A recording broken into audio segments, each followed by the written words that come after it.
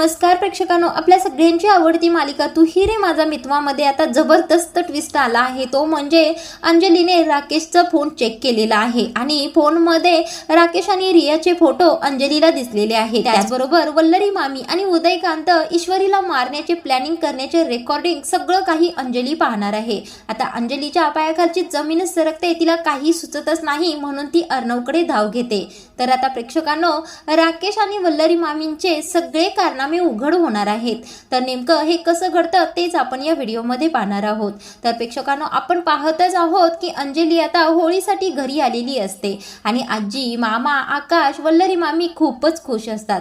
अर्णव आणि ईश्वरी तर त्यापेक्षाही जास्त खुश असतात।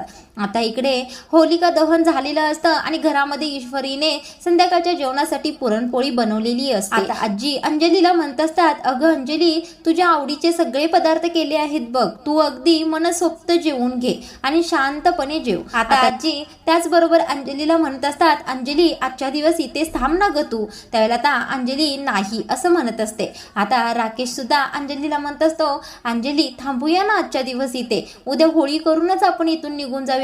त्यावेळेला अंजली म्हणते, नाही, तुमचा जिथे अपमान होतो तिथे मी अजिबात थांबणार नाही। आता इकडे आजी अंजलीला खूपच समजावतात की अंजली, तुझ्यासाठी ही होळी चांगली नाहीये, गरोदर बायकांसाठी ही होळी खूपच घातक ठरणार आहे, म्हणून तू आजच्या दिवस फक्त इथे थांब, उद्या सकाळी होळी साजरी कर आणि लगेच निघून जा, मी तुला अडवणार नाही असं म्हणून अंजलीला आजी समजूत घालतात। आता अंजली राहण्यासाठी तयार होते। आता जेवण वगैरे झाल्यानंतर हॉलमध्ये सगळेच असतात।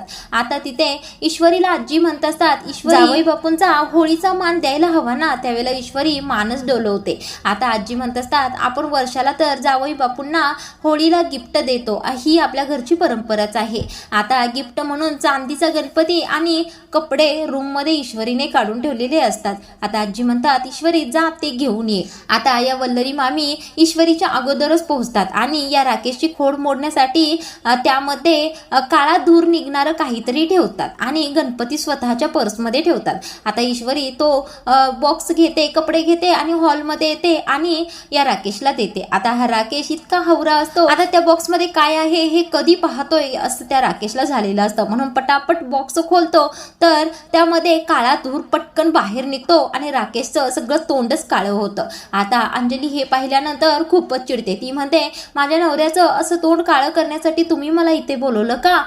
त्यामुळेच मी इथे राहणार नाही आणि इथून पुढे मी अजिबातच इकडे येणार नाही असं म्हणून अंजली आणि राकेश रागानेच तिथून रात्रीचेच निघून जातात।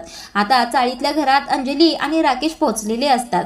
आता या राकेशला खूपच राग आलेला असतो, म्हणून तिथेच घराबाहेर विचार करतच फेरफटका मारत असतो। आता इकडे अंजली थकून भागून बसलेली असते आणि राकेशचा फोन तिथेच असतो। राकेशच्या फोनवर रियाचा फोन आलेला असतो। आता अंजली पाहते तर काय, रिया म्हणून पडलेलं असतं। अंजली विचार करत असते, सतत ही मुलगी यांना का बरं फोन करत असते। आता असं म्हणत असते, तेवढ्यातच रियाचा फोन कट होतो। आता अंजली काय करते, राकेशच्या फोनचा लॉक काढते आणि गॅलरीमध्ये तपासायला सुरू करते। आता अंजलीचे चांगलेच डोळे उघडतात, ते म्हणजे रियाचे आणि राकेशचे बरेचसे फोटो त्या मोबाईलमध्ये असतात। त्याचबरोबर आता राकेशने जो वल्लरी मामी आणि उदयकांतचा व्हिडिओ केलेला असतो, ज्यामध्ये ईश्वरीला मारायची सुपारी वल्लरी मामीने उदयकांतना दिलेली असते, ते सगळं रेकॉर्डिंग असतं। आता ते रेकॉर्डिंग अंजलीने पाहिलेलं असतं आणि अंजलीला खूपच मोठा धक्का बसलेला असतो। आता अंजली रियाचा फोटो पाहून खूपच विचारात गोंधळात पडलेली असते, तिला खूपच त्रास होत असतो। यांचा या मुलीबरोबर असा का फोटो आहे, ही मुलगी यांच्या तर गळ्यातच पडली आहे की। आता अंजलीला खूपच राग या राकेशचा आलेला असतो। तेवढ्यातच राकेश आतमध्ये येतो। आता अंजली पटकन मोबाईल लॉक करते आणि होता तिथेच ठेवते। आता अंजली गुपचूपच अर्णवला फोन करते। आता ताईचा फोन म्हणल्यानंतर अर्णव पटकन फोन उचलतो। अगं ताई बोल ना, तू मला फोन केला आहे? हो चिंटू, कारण कामच तसं आहे, ईश्वरीला मारण्याचं प्लॅनिंग कोणी केलं होतं, का केलं होतं, सगळं काही मला कळलं आहे आणि मला तुझ्याशी खूपच महत्त्वाचं बोलायचं आहे आणि तू पटकन मला भेटायला ये इकडे। आता अर्णव आणि ईश्वरी धावतच अंजलीकडे येतात। त्यावेळेला अंजली राकेश झोपलेला पाहते आणि बाहेर येते आणि अर्णवला सगळं काही सांगते। यांच्या मोबाईलमध्ये मी वल्लरी मामी आणि उदयकांत म्हणजे आपले काका यांचा व्हिडिओ बघितला आहे, त्यामध्ये कोणाला तरी ईश्वरीला मारण्याची सुपारी दिली होती। आता हे ऐकल्यानंतर आता अर्णव थोडा दबकतच या राकेशविषयी सांगायला सुरू करतो. ताई, तू राकेशपासून खूपच जपून राहा, कारण त्याच्यापासून तुला धोका आहे.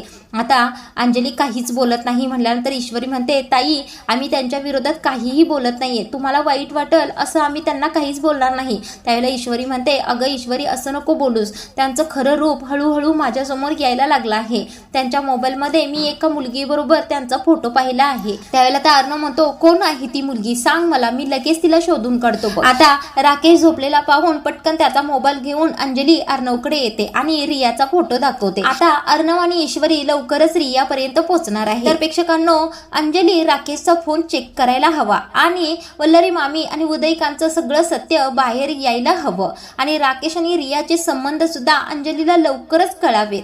असं तुम्हाला वाटतं का? असं वळण पाहायला आवडेल का? ते कमेंटमध्ये नक्की सांगा.